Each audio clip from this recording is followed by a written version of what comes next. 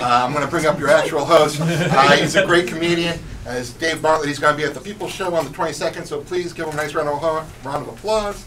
Dave Bartlett. All right. Thank you guys so much for coming out here in the newly designated People's Republic of Winterfell. This is an experience. I come from Somerville. That's basically north of the wall at this point. So I think some people are stuck on the red line. Thank you.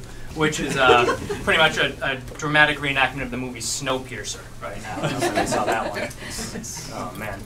Marty Walsh is doing his best. He wants to shut down the tea over the weekend, they're saying, because of the additional 12 inches of snow we're getting. And I don't blame him. I don't blame him at all. You know, Walsh actually was the subject of an interesting Boston Globe article I was reading the other day, a hard-hitting expose. It had the headline, Boston Mayor Marty Walsh establishes himself as a fan of music. Shocking stuff. However, as it turned out, the headline was misleading. It established that Walsh is a fan of music. The article specified that Walsh is a fan of Godsmack. Godsmack is not music. Godsmack is pretty interesting as far as like field recordings go for angry Sasquatches. But Godsmack is not music. I can't wait to see what the next article is going to be in this, what I assume is a series of articles. And see it now, it'd be like, report, Elizabeth Warren has OkCupid profile. Quote, loves to laugh. OkCupid, there is a technology that I use to mix results. That has taught me that I'm going to be somebody's awesome second husband one day. One technology I do not understand is still, after all this time, Snapchat, which apparently is not holding a conversation with somebody while snapping your fingers. That is just called being in West Side Story. And take it from me, do not get drunk, wave your phone in your friend's face, and then ask the question, how do I make Snapchat? They will laugh at you. And then probably Snapchat your stupid drunken face. One technology I do find pretty useful, though, is Google Maps. I use it to get pretty much anywhere I'm unfamiliar with, and I think it's very helpful with the exception of the very first direction you'll get on Google Maps. All subsequent directions will say take a left on this street, take a right onto that street. But that first direction says something like, go northeast onto Mass Ave.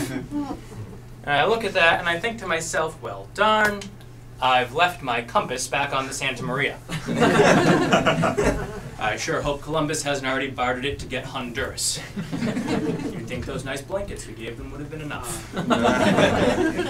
Makes me think that Google Maps is being run, the directions are being input by embittered, like, 5th grade social studies teachers. You can see them kind of inputting it, and they're like, oh, well, somebody needs to get to Improv Boston, do they?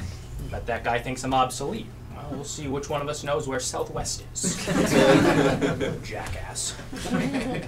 Imagine those are the kind of guys that are not taking getting old gracefully, we'll say. I think we all handle aging a little differently. My mother is coping with getting older by trying to solve the mysteries of time travel.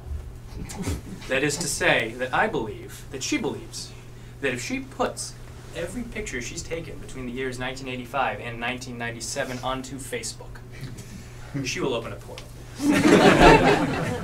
And then one morning, she will wake up, and I will wake up, and I will be 5. And everything will be okay in her world. Truthfully, the old baby pictures don't bother me so much. It's more the photos from like ages 8 to 12. Those were some dark times for me. Some dark, husky times. Saw one picture she put up. It was in the kitchen of the house I grew up in. And there's my mother in the picture. She looks great. And there's my grandfather. He's looking healthy and strong. And, oh, what's this? It appears somebody has tagged me as a prepubescent Rosie O'Donnell.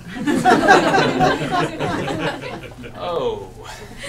Well, camped out by my usual spot near the fridge, I see. It's a good thing I tucked in that extra large bum equipment t-shirt.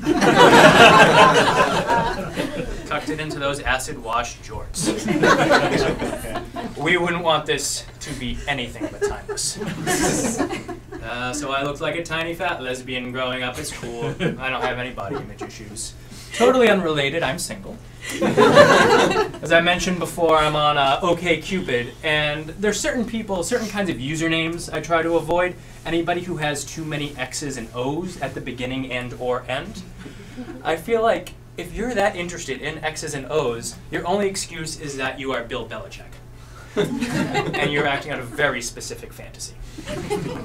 Otherwise, you're the sort of person who only has one thing listed under the section interests, and that is the word clubbin' with 9 N's.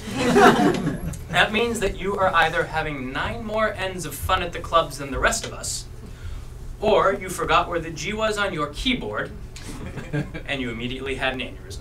All right, thank you guys very much. That's it for me, but are you guys ready for your first act tonight? Your first sketch act?